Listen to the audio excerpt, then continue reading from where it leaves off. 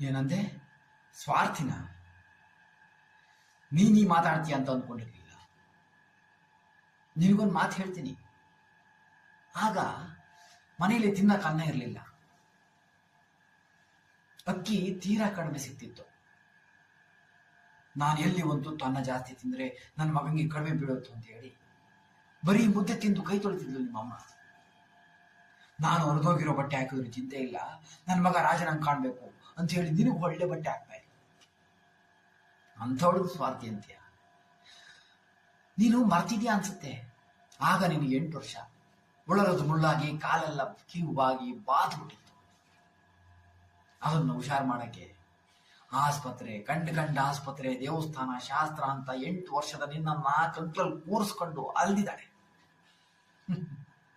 ಇದೆಲ್ಲ ನಿಂಗೆಲ್ಲ ಅರ್ಥ ಆಗ್ಬೇಕು. ಅಷ್ಟಕ್ಕೂ ನಿಮ್ಮಮ್ಮ ನಿನ್ನ ಹತ್ರ ದುಡ್ಡು ಕೇಳಿದ್ ಯಾಕೆ ಅಂತ ಮಾಡಿದ್ಯಾ? ಇವತ್ತು ನಿನ್ನ ಹುಟ್ಟಿದಬ್ಬ. ಯಾವುದೋ ದೇವಸ್ಥಾನಕ್ಕೆ ಹೋಗಿ ನನ್ನ ಮಗನ ಬಾಳು ಬಂಗಾರವಾಗ್ಲಿ ಅಂತ ಬೇಡ್ಕೊಳಕ್ ಹೊರಟಿದ್ದಾಳೆ.